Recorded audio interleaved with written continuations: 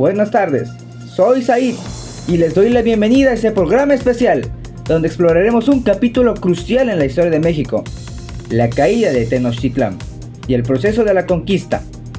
Hoy analizaremos los cambios políticos, económicos y sociales que moldearon la Nueva España durante la colonización española.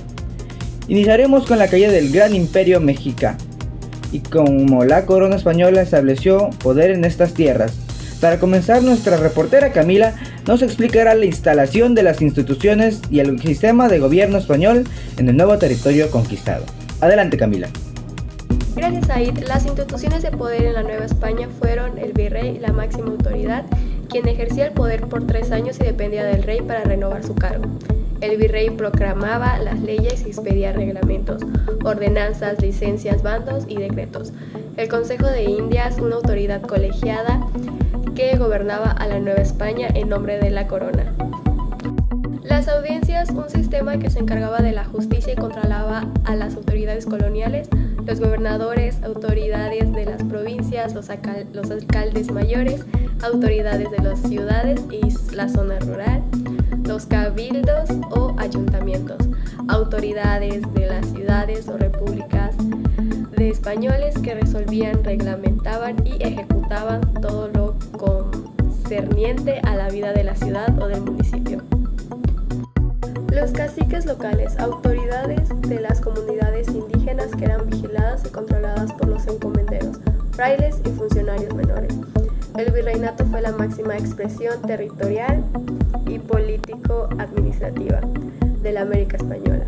El rey de España era la principal autoridad con un poder absoluto y delegó su autoridad en instituciones que actuaban en su nombre.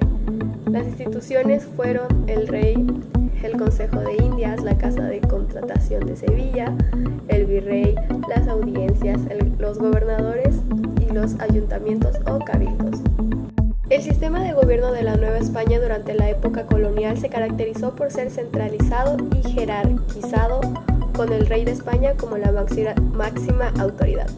El rey delegó su poder en instituciones que actuaban en su nombre como el virrey, el Real Consejo de Indias y la Real Audiencia. Regresamos contigo, Said. Gracias, Camila, por este análisis de cómo la administración española se afianzó en la Nueva España. Pero ¿cómo afectó esto a la estructura de las ciudades y al comercio? Para entender esto, vamos con nuestro reportero Giovanni, quien nos hablará de los centros urbanos y del sistema económico y comercial del virreinato. Giovanni, te escuchamos. Gracias, Said. La monarquía española en el siglo XVII se caracterizó por la concentración del poder a manos del rey, quien gobernaba sobre el ejército, las instituciones del Estado y los súbditos. El rey era considerado el dueño del Estado y sus habitantes. Para crear el efecto de la omnipotencia real se usaban imágenes y símbolos para representar al rey en todo su territorio. Esto se lograba a través de cuadros ceremoniales en los que el rey se hacía presente a través de símbolos, jeroglíficos y emblemas. Algunas caracterizaciones de la política española era que el rey era la máxima autoridad, con poder absoluto y sin límites. El rey gobernaba México desde España basándose en los informes. El virrey era dirigente político y militar. El Consejo de Indias era el encargado de crear leyes. La audiencia se encargaba de la justicia. La cultura de la Nueva España se caracterizó por la influencia de la cultura española, manifestándose de dos corrientes culturales, la indígena y la española. El surgimiento de expresiones culturales como costumbres, creencias, valores, de formas de hablar, de comer, de festejar, relacionarse sentimentalmente, la práctica del arte, educar a sus hijos y organizarse socialmente. La adopción de palabras de las lenguas americanas como chocolate, guajolote, tomate, chile, popote y metate. Gracias a ello. Algunas otras características políticas y culturales de la Nueva España eran que los alcaldes eran la máxima autoridad sobre el gobierno provincial y estatal. Los cabildos o ayuntamientos eran la máxima autoridad de las ciudades.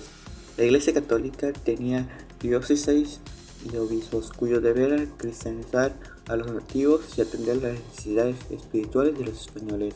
El virreinato era la máxima expresión territorial, político-administrativa de la América Española. Su objetivo era garantizar la autoridad y el dominio de la monarquía peninsular sobre las tierras recién descubiertas. La adopción de palabras lenguas de las Antillas como maíz, mamey, magüey barbacoa, canoa, cacique y hamaca.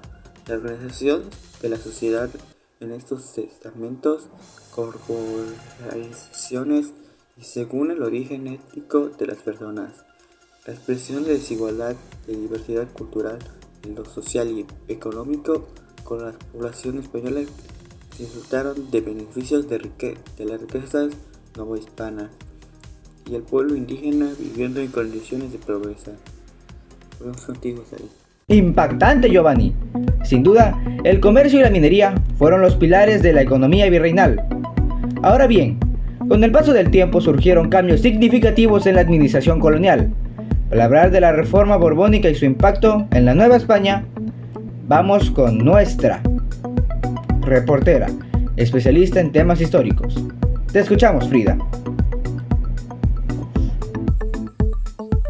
Gracias, Aid. Te cuento que, a mediados del siglo XVIII, España implementó las reformas borbónicas. Estas eran una medida que fueron implementadas e impulsadas por la Casa de Borbón. Esto con el fin de modernizar y centralizar la administración de sus colonias. Estas reformas tuvieron un gran impacto en la Nueva España, pues con la implementación de estas se reorganizó el sistema de recaudación de impuestos. Además, se redujo el poder que anteriormente tenían los virreyes. Se incrementó el control directo de la corona sobre asuntos coloniales. También se impulsaron cambios en las instalaciones de la milicia, así creando milicias locales. Estas milicias ayudaron a proteger los intereses españoles de la región. También se crearon consulados como el Consulado de Perú y Veracruz. También se recuperaron las concesiones antes otorgadas y los jesuitas difundieron el racionalismo. Todo esto entre muchas otras cosas. Y con esto daría por finalizado el tema. Regresamos. ¿Estás harto de que los españoles vengan a tus tierras, tomen tu oro y luego te insulten? Otra vez construyendo catedrales encima de tus templos. ¡Qué novedad! No más.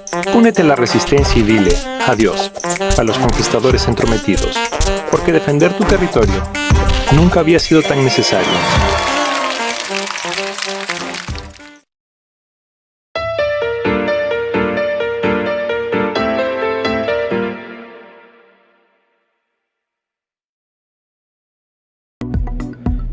Un análisis fascinante sobre cómo estas reformas incluyeron en el rumbo de la colonia y distribuyeron a los cambios sociales que descenderían más tarde en la independencia.